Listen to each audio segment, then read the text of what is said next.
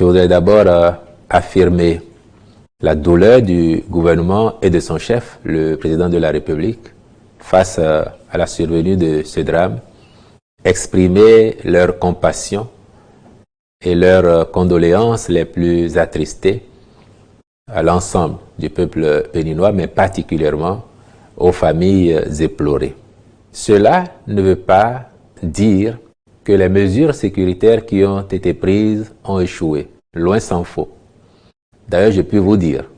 sur la base des éléments en possession du gouvernement,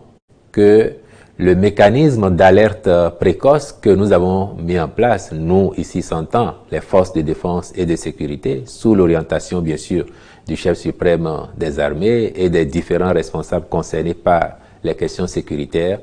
ce mécanisme a fonctionné. Les populations ont joué leur partition comme on le leur demande dans la coproduction de la sécurité.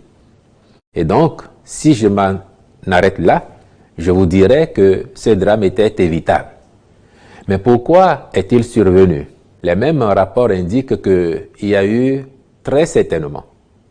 un manquement dans la chaîne des opérations pour que les forces de défense et de sécurité se déploient de façon préventive afin d'éviter cela. Et c'est ça qui choque davantage et qui fait que le président de la République a demandé instamment qu'une mission d'enquête soit diligentée sur le terrain pour apprécier les circonstances réelles de la survenue de ce drame et pour, conséquemment, en tirer les leçons et aussi mettre en branle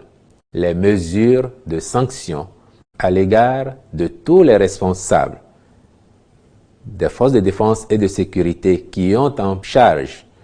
la maîtrise ou la conduite des opérations et qui auraient manqué à leur devoir, donc de mettre en œuvre les mesures de sanction appropriées. Cela dit, nous savons très bien que lorsque ces criminels essayent de s'implanter et n'y arrivent pas, parce qu'il y a une réponse structurée et structurelle des forces de défense et de sécurité,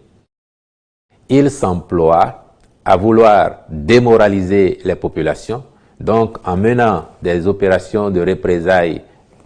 de cette nature aussi macabre, pour choquer donc les populations et leur faire croire que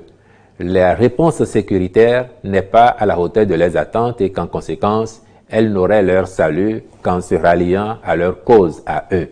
Il se passe que dans notre pays, et chacun peut l'observer, ces individus, ces criminels, n'ont jamais réussi à s'implanter. Certes, ils font des tentatives, des incursions, qui sont déjouées et combattues comme il se doit. Malheureusement, ce drame nous montre que c'est un défi permanent et qu'il ne faut pas dormir sur ses lauriers. Il ne faut pas se contenter des acquis et que la proactivité doit être davantage de mise. La mission d'enquête fera son travail, les rapports seront étudiés et les décisions qui doivent être prises, y compris celles allant dans le sens de sanctions, seront prises. Mais en attendant,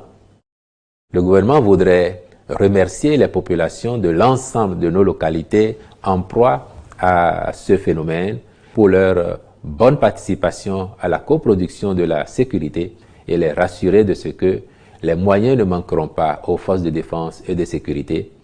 les rassurer de ce que sa détermination à lui, autant que celle des forces de défense et de sécurité, reste inchangée afin que nous venions à bout de ce phénomène, quoique cela s'entend bien,